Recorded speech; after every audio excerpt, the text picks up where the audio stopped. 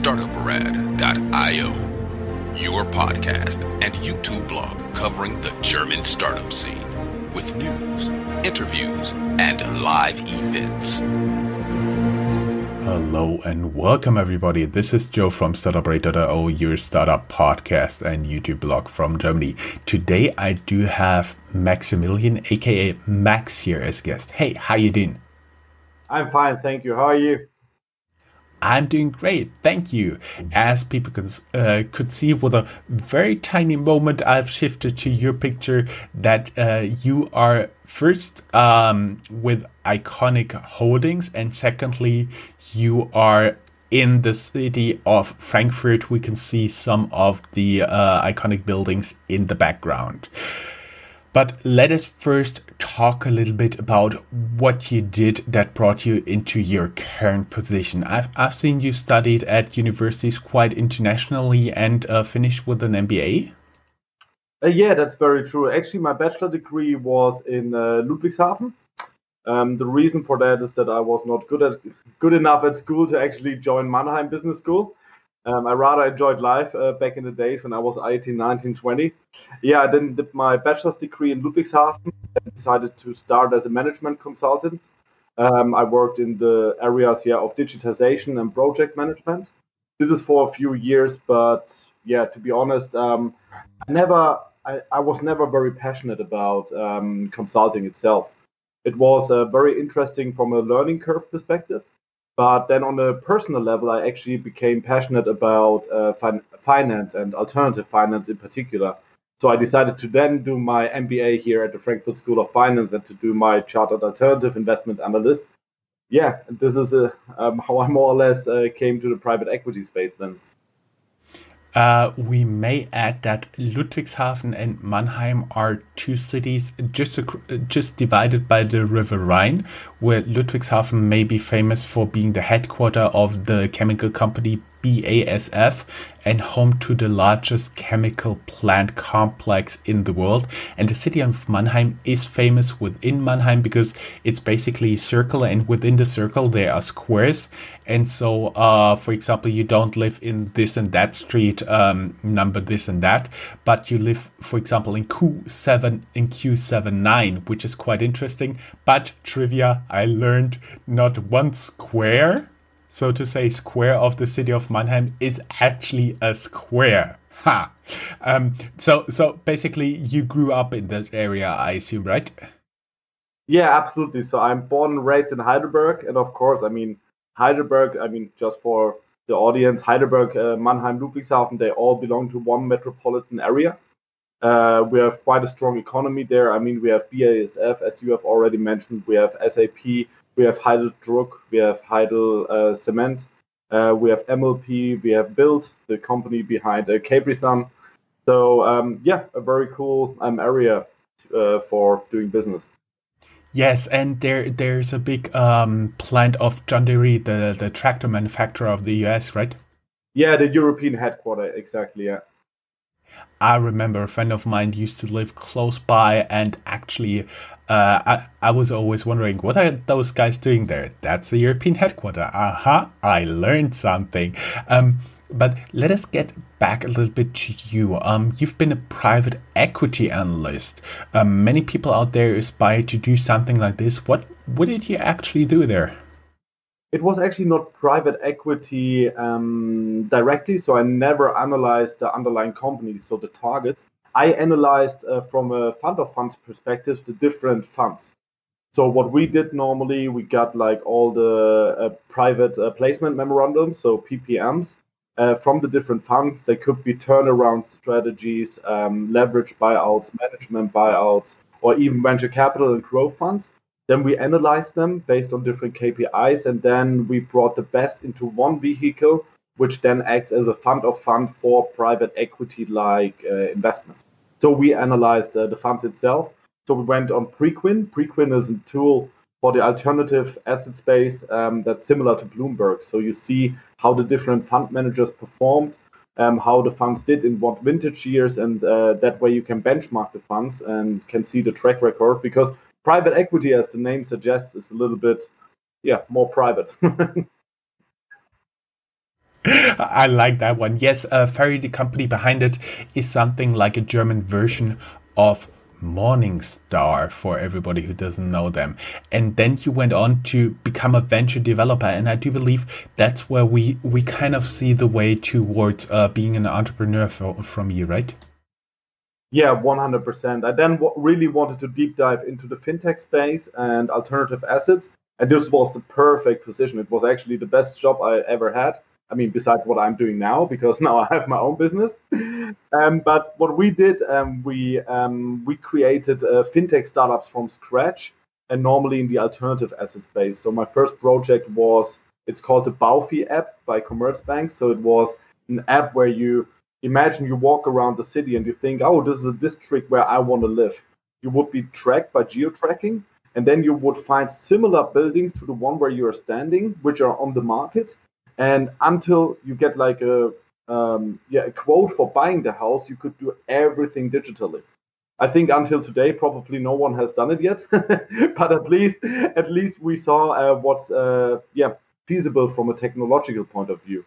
And the second project was an alternative asset platform, so a way to digitally invest into alternative assets, and that way just make access or give access to people in an easier manner for private equity, commodities, real estate, and asset classes like that.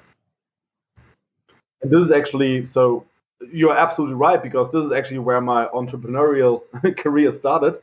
Because to be very honest with you, I'm not the guy who in 2013 said, yes, Bitcoin is the best thing in the world. And I bought in 2014 10,000 Bitcoin, and now I'm a billionaire and don't have to work anymore. That's not the story here. As you can see, I'm still in the office. But it would be a nice story though, right? Would be a nice story, but wouldn't be true. And what convinced me of crypto assets was actually Ethereum. It was in 2016. So when I was working at the company builder, we also had a project in the insurtech space. And I saw, because in parallel, I was already invested in a Nigerian startup. And I saw how extremely difficult it is for them to get an insurance. It's impossible. But with a peer-to-peer approach, you can actually insure everyone on the world, even if he doesn't have access to financial infrastructure. And this is what really convinced me. So smart contracts are the way not only to send cash or to send money, but also to settle an asset at the same time. Ha. And we may add, because like 80 to 90% of the people out there are not German speakers. When you talked about Baufi, that's kind of the abbreviation of Baufinanzierung, which usually refers to the credit you need to build your own home, your own house, or buy an apartment or something like this. Plus, you use something that is called alternative assets, which used to be in the past defined as private equity in hedge funds, but basically asset managers tend to refer to it everything that is not bonds, shares, or cash. Some include ETFs, some include derivatives, but it's not a 100% defined space, right? I mean, by the CAIA, so by Chartered Alternative Investment Association, it is actually defined as the following. It's structured products, so you're right, yeah, structured products. It's infrastructure, it's commodities, it's also timber and forestry, private equity, hedge fund, and also, surprisingly, real estate. I remember vividly when I was looking into doing a CFA at one point for the CFA Institute in the past. Even ETFs used to be alternative investments. Yeah, that's crazy. I mean, I think the definition is, I mean, even the definition of an asset class varies a lot from, you might ask this tower and get a different answer than from this tower. Yeah, you never know. Yeah. I see. And then you have been a venture developer, which, as you said, was an awesome job. But then you started your own investment company, Beteiligungsgesellschaft. What did you do there, and how did it happen that you started one of those companies? It actually started with my investment in Nigeria. So I always wanted to support entrepreneurs when they have ideas. I mean, very, very early stage. And it was actually a friend of mine. I met him in my MBA, John, who's from Nigeria, and he had the idea to launch a startup there in the logistics space, more or less a marketplace for logistic capacities, so that you can actually match transporting capacities with the demand on the market. I was so convinced of it, and this is like, yeah, this was my first investment as a business angel, and I just did it in this GmbH, so limited umbrella, because it's just from an investment point of view better. Now today, I think I have done six investments personally as an angel, and yeah, I just founded it to have the right vehicle to do so. People may not know this, but Nigeria is a very interesting market if you want to invest in Africa because it's the most populous country there. So basically, you have been a business and angel investor with this entity. How did you approach investments? Because first, apparently, it was just a friend of yours. Did you do other investments, and how did you find them? hmm It's very different stories. Let me think very quick. I mean, most of the people were actually like warm leads, how you would define it. So people I knew, and I was very convinced of what they're doing. For example, another colleague of mine or guy I know launched a prop tech startup, so in the real estate space. I invested into this. I invested into Captain Bitcoin from Harsh. It's also a colleague of mine, which is apparently in the crypto space. And my last investment, this was actually a cold reach out. I never met these guys before. It's called Prep My Meal. So it's like a fresh food delivery. And yeah, I decided to invest there like 2 months ago. So as you can see, it's quite industry agnostic, but I would always just go with small ticket sizes and in a very early stage. That's extremely important because otherwise it would be too much money for me. I'm not that wealthy. Unfortunately I didn't buy Bitcoin in 2012, as I have mentioned earlier. And then in 2017, you joined Iconiq Lab. At this point, we'll soon get to this. You said you became interested in the crypto space with Ethereum for several reasons, right? Yeah, I mean, I just saw the use cases. I mean, for example, I mentioned the insurance space earlier, but also if you look, for example, at the supply chain, yeah, how you can now track, for example, sustainability within the supply chain. Imagine a banana gets from, let's say, Morocco to the port of Spain, yeah, and it has to be cooled down the whole time at 15 degrees. Now you are measuring the temperature within the container, and then an NFC chip would directly send it to a blockchain, and it can never be changed again.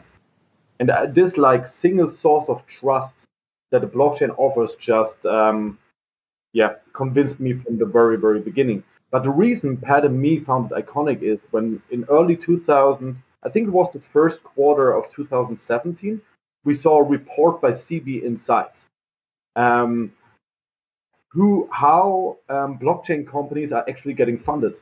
And then you saw a huge increase of this bullshit thing, ICO. Yeah, we have never heard of it. We didn't know what it is. We thought, oh my God, now more blockchain companies are actually getting funded through an initial coin offering than through equity. And we had the vision that venture capital, and we still have the vision that venture capital one day will be decentralized. You won't have VCs as a gatekeeper, and that there will be a secondary market for startup investments. And in a tokenized world, I still believe that's absolutely true. But at the end of the day, we were still too early because, I mean, law has to adjust to that. A lot of things, actually, also the financial infrastructure, the vehicles, everything has to adjust. I think in 3 to 5 years, we will see a tokenized economy where you have a liquid secondary market also for startup investments and where venture cap or venture investments are more decentralized. And yes, and this is what we wanted to do there with Iconiq Lab.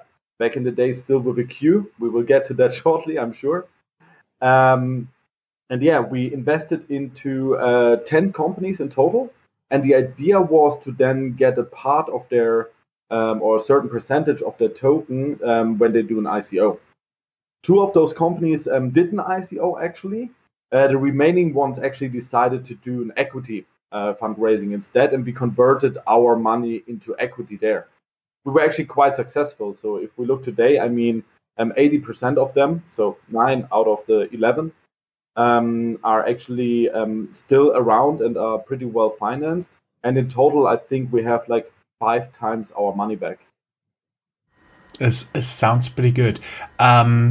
So you guys help them as an initial idea to prepare for an ICO. We may skip a little bit the ICO topic because we talked in the last few years a lot about it, but I do believe you changed your business model since ICOs became a little bit unsexy. Yeah, absolutely. And just not, I mean, it's the problems I mentioned earlier. I'm still completely convinced of a tokenized economy. But ICOs, how they were done in 2017, of course, was just a hype that was not sustainable. Not sustainable at all. And as you can see now, the whole world is getting funding through, again, or still, through venture capital, business angels, corporate venture capital, and so on. But I'm still 100% aligned with the visions we had back then. But nonetheless, it was not an attractive business model for us anymore because ICOs died in in the beginning of 2018. And so we decided to do crypto asset management for, let's say, blue chip cryptocurrencies. So because we saw a lot of investor demand actually for Bitcoin, for Ethereum, for Ripple, Litecoin, all these blue chip crypto assets, but there are no good traditional vehicles how you can invest into those assets. So we thought, okay, let's always find the best possible vehicle and give traditional minded investors the right vehicle to get exposure to crypto assets. Before we get into that, Iconiq Lab was an ICO accelerator. You still believe in it. Do you think that there will be a less hyped second wave of ICOs at one point in the future where startups again are funding themselves via ICOs? I think it will never be named ICO again. But what I believe is that all equities in the future will be tokenized. And hence every fundraise would be an initial coin offering. And this, I mean, it doesn't matter if you call it security token offering, initial coin offering, initial exchange offering. These were all buzzwords. But I completely believe that startups will that all equities will be tokenized. And hence the whole early stage investment ecosystem could be a liquid and fungible market because now people can trade the equities lying on a token directly with each other. And this is what I find beautiful. And I completely believe that this will be the future. I see. And as you said, you've seen ICOs die and you decided to give access in a more traditional way to the crypto space. How did you guys start and how did you get this idea? And the idea was actually investor demand. So we saw that some of our investors, so the people who invested into our startups, into the ICOs, and also into our equity, said, why is there no proper vehicle how I can get exposure, for example, to Bitcoin, to Ethereum? Because we don't have any ETFs, we don't have any usage funds. Aren't there any vehicles on the world that you could actually use where you could have crypto as an underlying? And this is around, I think, 2 years ago where this happened. And we decided to found Iconiq Funds. And the first vehicle, so we looked at every country in the European Union, and we then discovered a vehicle called PIF, Professional Investment Fund in Malta, where we were able to do the first licensed crypto index fund in Europe. And that was pretty cool because now we can give investors exposure to the top 20 cryptocurrencies, but in a traditional vehicle where all the data is in the systems of, like, in Germany, we have this, I don't know if you're familiar with it, WM Daten. This is like, you could maybe compare it to like Morningstar or to Bloomberg. So it is in the IT systems of the bank. So everyone who invests into the bank can then see the net asset value of their holdings every month.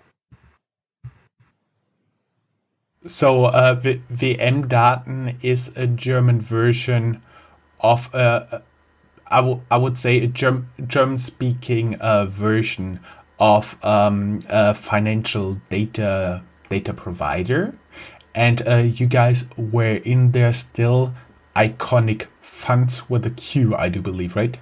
Yes. Yeah. And now you guys were somewhere between being an ICO accelerator and an alternative asset management.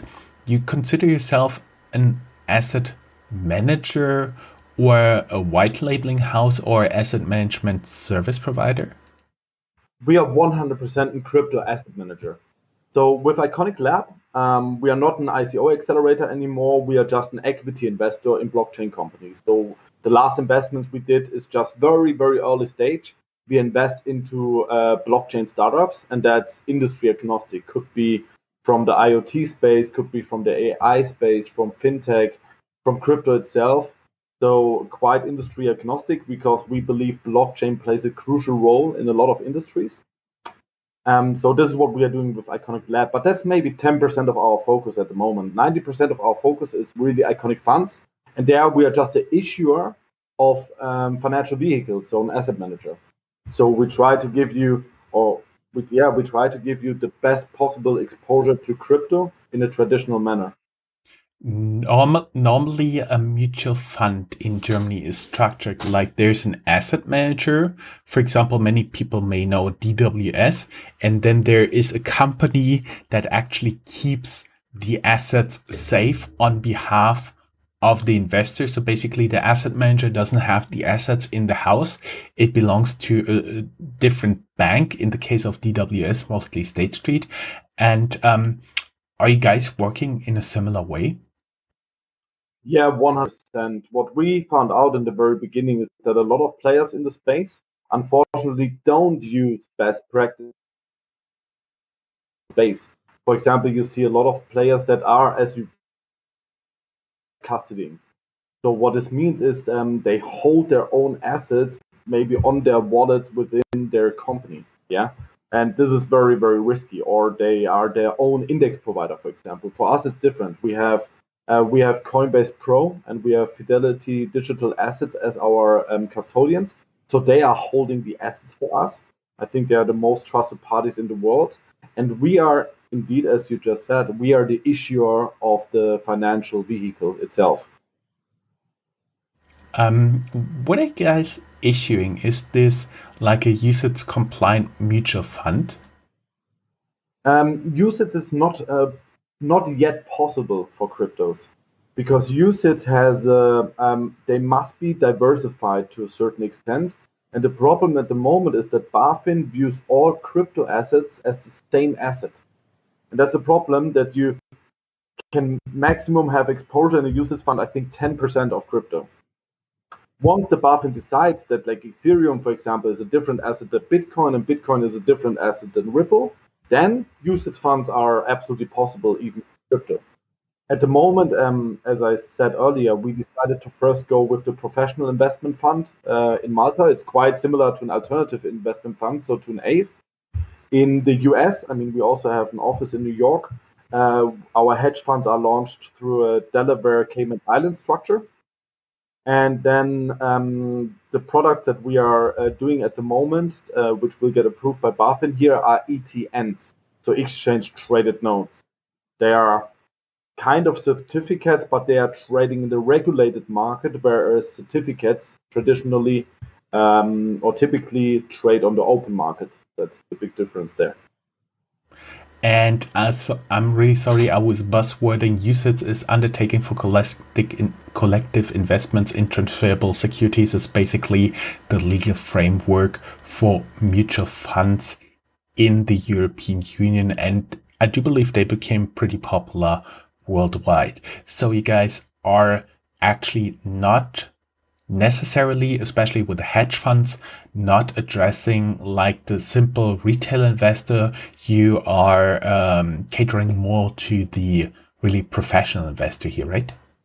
Yeah, we are a little bit limited by law. We want to target everyone, but the professional investment fund in Malta and also AIFs here, and also hedge funds, of course, on the Cayman Islands.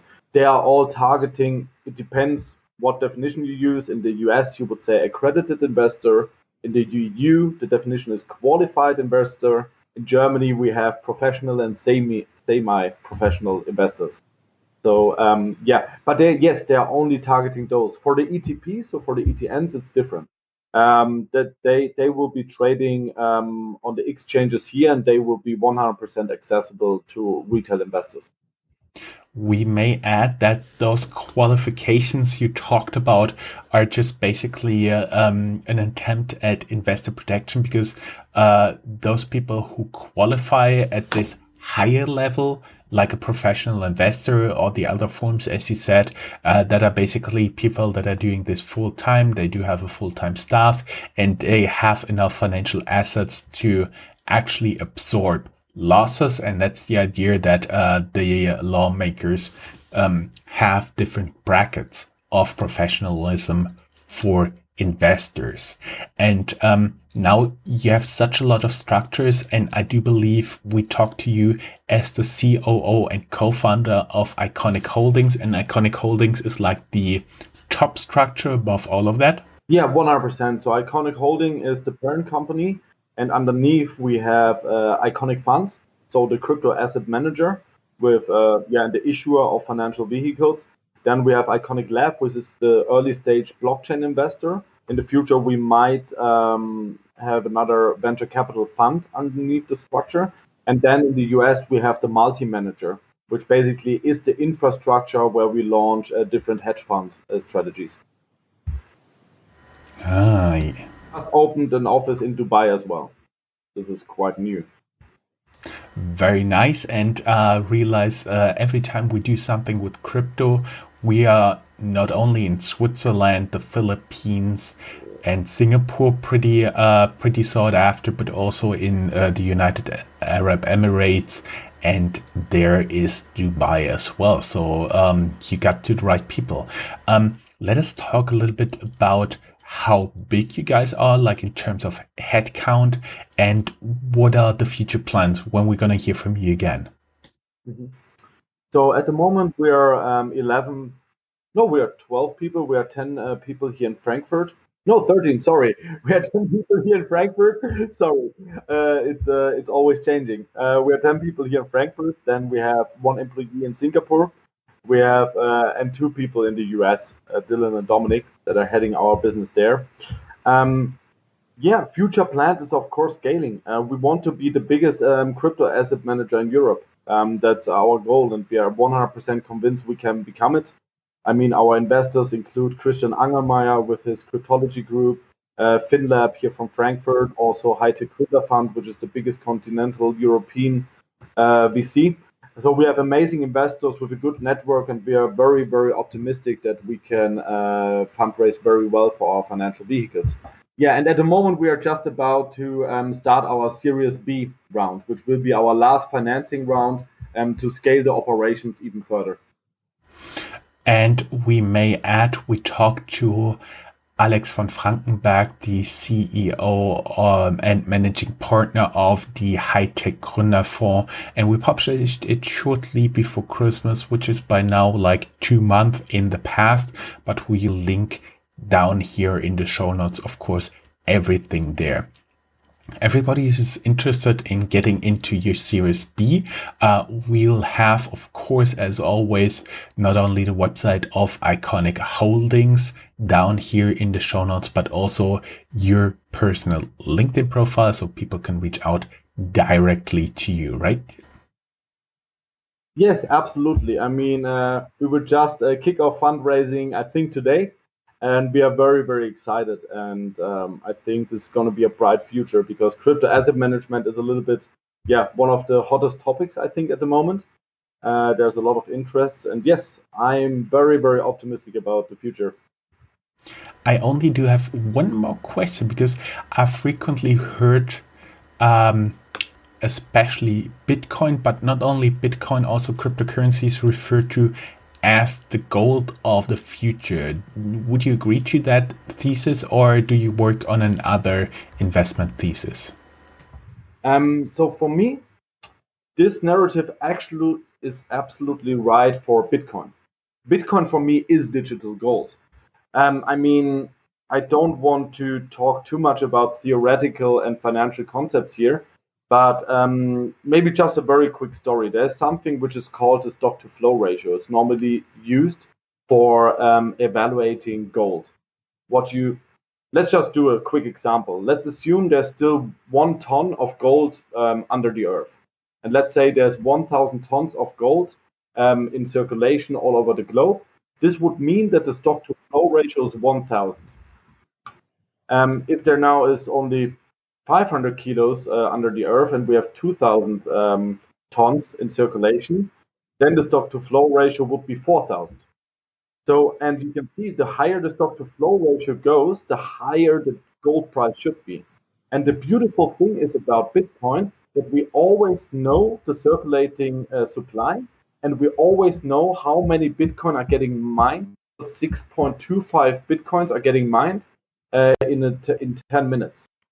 And the interesting thing is now that not only this model does apply for gold very well, but also for Bitcoin. If you look like from 2013 to today, you can see that the theoretical price of Bitcoin, according to stock to flow ratio, is pretty much in line with the price of Bitcoin itself. And if you follow the model, it should be priced at like $100,000 until the end of this year, what I find very interesting. I mean, this is not a forecast, but it's very interesting what the model suggests here.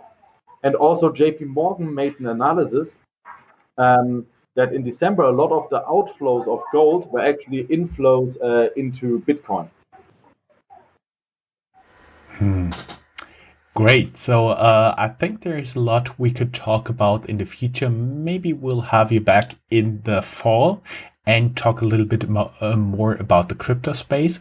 It was just a pleasure having you. Thank you very much for being my guest, and sorry for the dimming and brightening of your environment, but I'm afraid that has something to do with the sun, and that is nothing we can really control from here. Thank you very much. It was a pleasure having you here. Thank you so much, and sorry for the lightning. At least you can be sure it wasn't the wallpaper.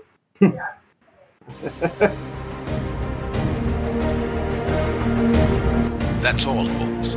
Find more news, streams, events, and interviews at www.startuprad.io. Remember, sharing is caring.